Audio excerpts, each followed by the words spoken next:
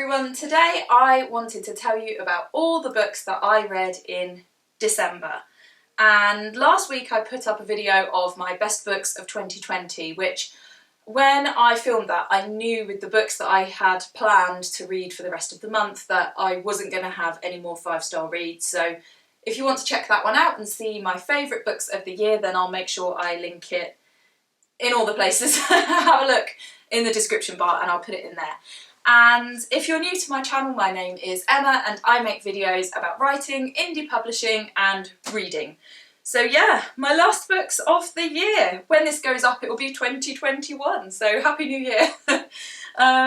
Yeah, so I read a series and I also read a single standalone book. So I'm going to start with this one. It's not in the order I read them because I read this in the middle of those, but there we are. So this is Sea Room by Adam Nicolson.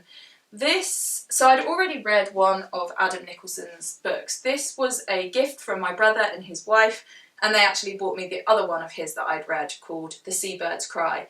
This one, I forget if I read this earlier this year or if I read it last year, I can't remember. But I really like this.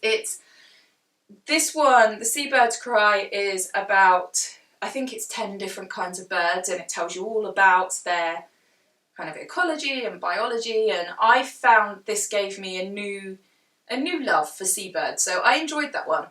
And with this one, I expected it to be, I guess, more of the same. Sorry if you can hear the kids downstairs, they're playing Minecraft. So it says on the front, the story of one man, 3 islands and 500,000 puffins. And in this book, he talks about how he owns this group of islands and that a lot of the birds he talks about, or all of them, are ones that are found on those islands. So I was like, okay, this is going to be like island life and birds and just like lovely island tales. I am up for that. And this group of islands, the Shiants, I think that's how it's said, sorry if I've mispronounced, are in the Hebrides. I haven't been this far north. I've been to Oban, which isn't that far away, but I haven't been to this specific place. So on the back it says, have you ever wondered what it would be like to own your own islands? 20 years ago it happened to Adam Nicolson. Aged 21, he inherited the Shiants, 3 lonely islands set in a dangerous sea 5 miles off Lewis. Only a stone bothy for accommodation, and one of the most beautiful places on the planet. A world of hermits and stories of birds and boats, of fishermen and sheep. Sea Room is these islands' story, written with passion and poetry, a celebration for all of us of an island life. So I expected, even though this one, The Seabird's Cry, is quite a dense, academic kind of book, I expected this one to be more just story-based, I suppose, and it wasn't. So there are parts of it, and in fact I really liked the prologue, is it the prologue or the introduction, where he's talking about when his father gives him these islands, and I was like, oh, I love this.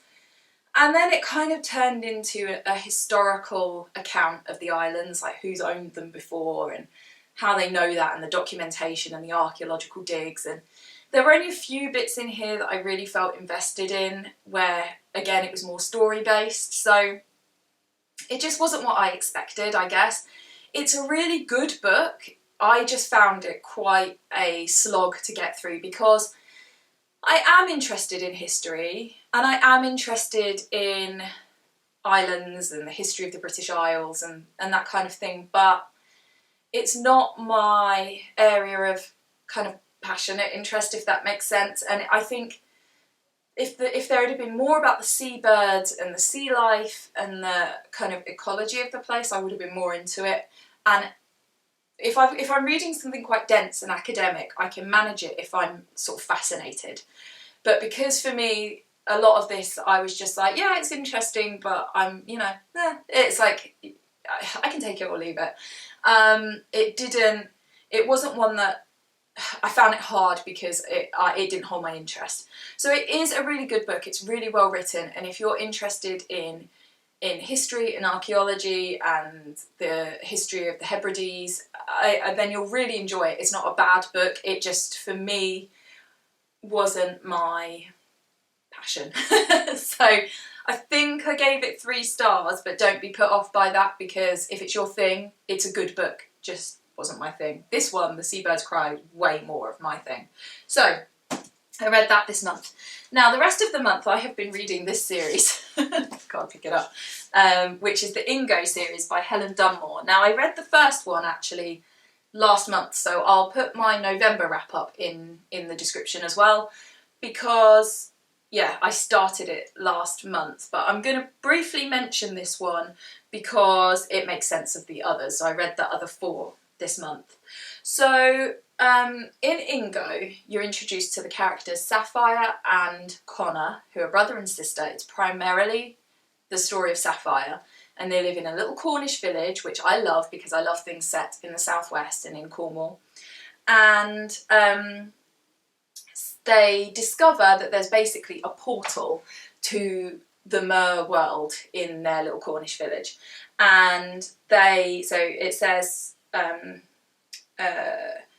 following Connor down to the cove one day, Sapphire discovers Ingo, an exciting and dangerous world beneath the waves where all you breathe is adventure. So Ingo is the name of the Mer world, and they start going on an adventure. Now in this book, because it's the start of the story, it's a lot of meeting the characters. So you meet Sapphire and Connor, and you also meet 2 mermaids who are Elvira and Faro. And you start to kind of discover Ingo, and there's a little bit of adventure. But obviously nothing is really resolved. You meet their parents, and some dramatic things happen to their family. So... But there's a lot of things that aren't tied up in this book because it's the start of the series.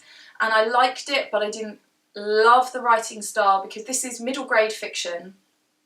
And in general, I'm not a big lover of middle grade or YA, really. But actually, part of why I'm reading this is because my daughter is a big fan of Mermaid. And I thought I'm going to read this and see if it's appropriate because she's only 8. And people have been saying that these were more sort of age 9 to 12. So that's part of why I was reading them, was to see if she could have this series. Also, as an aside, I'm going off on a tangent. The Deep, which is one of the middle ones, had been on my Goodreads TBR for ages because I'd seen someone else read it, I think, and I'd added it and not realised it was in the middle of the series. And I actually picked up that one and the 5th one, Stormswept, in a charity shop without realising that they were halfway through a series. So that was another reason why I then went back and started at the beginning. I bought the first 2 off of someone on Facebook. Sorry, I'm sliding. So yeah, so there was that. Right, so that was Ingo. So I read that last month. Didn't love it, but it was okay. Then I read the second one, this one, The Tide Knot. I really liked The Tide Knot. I liked it a lot more. More kind of happens. You find out more about Ingo. In this one, so it says, I can't go back in the house. I'm restless, prickling all over. The wind hits me like slaps from huge invisible hands. Bands, it's the font. But it's not the wind that worries me, it's something else, beyond the storm. So there's all kind of this apprehension built up that something is coming, something is happening. And then they discover the tide knot, they learn what it is. And then that kind of, I don't want to give too many spoilers, but that sets off a load of events in the Cornish village, and I liked. I don't want to give spoilers, but what actually happened as a result of them discovering about the tide knot was really interesting, really well written. This had a lot more drama, and it kind of expanded Ingo as well. So I like this one a lot better than the first one. We then go on to the third book, is The Deep, which was the first one I picked up. And in The Deep, I really like the cover of it as well. Now, I am a big fan of the deep sea, and this one centres around they have to go and defeat the Kraken.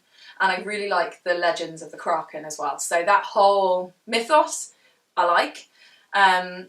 So this says, we're in the deep, darkness so thick you can't even believe in light, the weight of the whole world pressing down on us. Fear pours over me as it did before and I fight it down.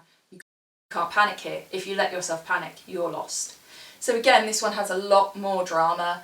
This was my favourite, I think. And there's this character of the whale. They discover more of Ingo. So yeah, again, this one's getting more drama, more detail, more mythology. I like this one. Then I went on to this one, The Crossing of Ingo. And in The Crossing of Ingo, so this is actually the end of the story of Sapphire and Connor, I believe, unless there's going to be more. I assumed that the 5th one, Stormswept, would also be about the same characters, but it's not. So in this one, there's like a call that they hear that calls them to cross Ingo, so to cross the seas.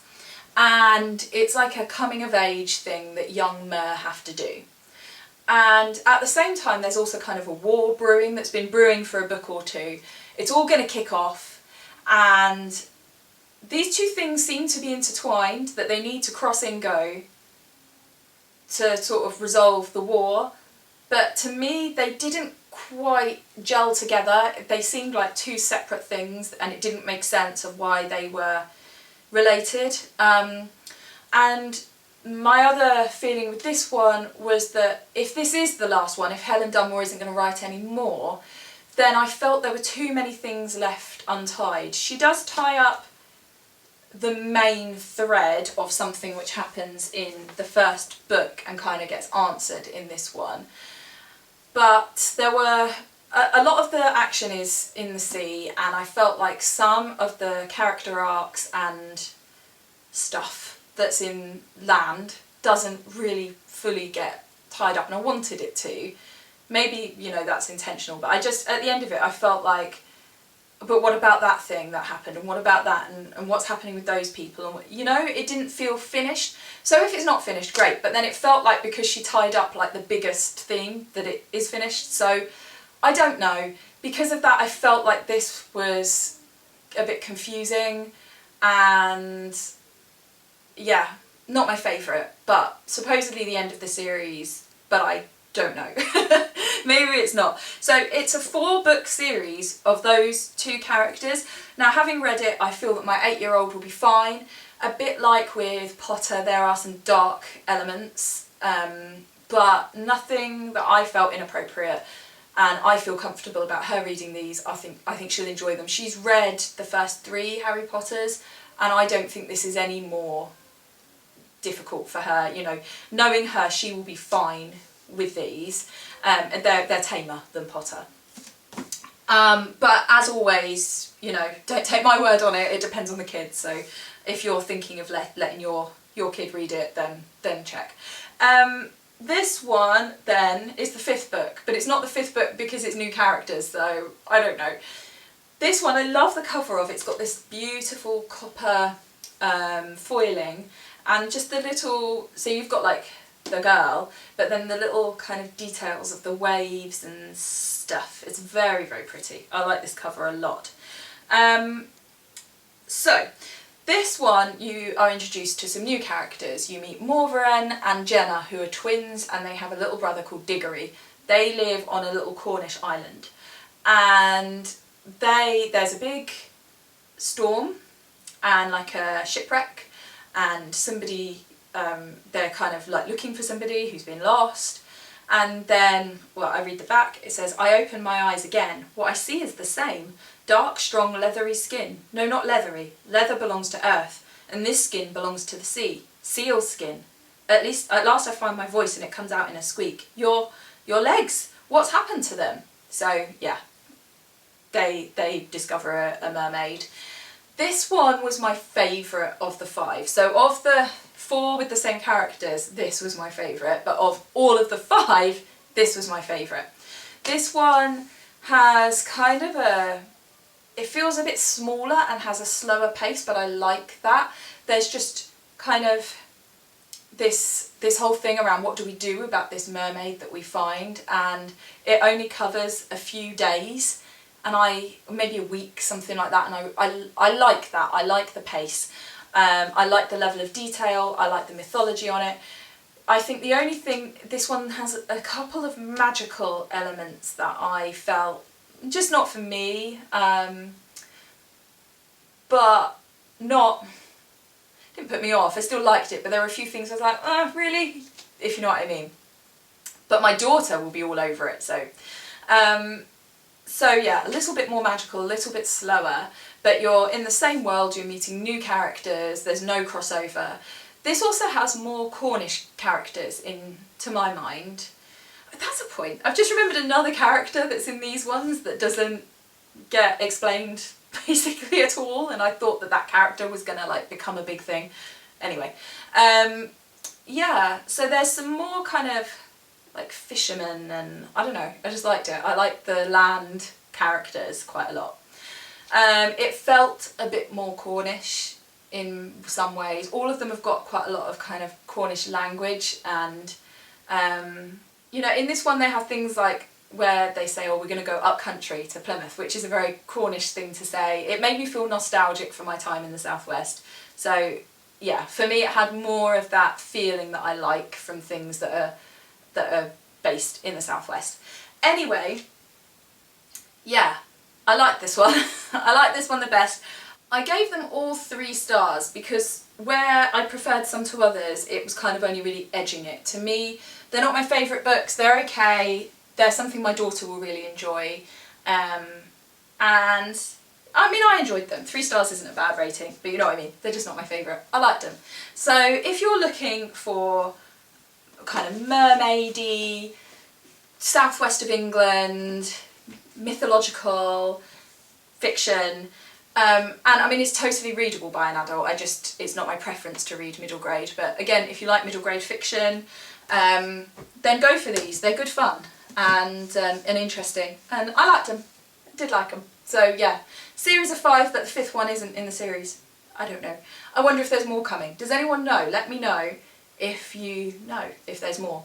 So those are going on my daughter's shelf. So I read 4 of those this month, plus Sea Room by Adam Nicolson. Do let me know if you've got any sea-based books that you would recommend, because they're my favourite. And what are you reading at the moment? What are you going to be reading in 2021? I've set my Goodreads challenge at 70 books. So tell me, what have you set? My link's below if you want to follow me on Goodreads. So yeah, hit like if you enjoyed this video. Happy New Year! And subscribe if you haven't already for more videos about reading, writing and indie publishing. I'll see you all soon for my next video. Take care.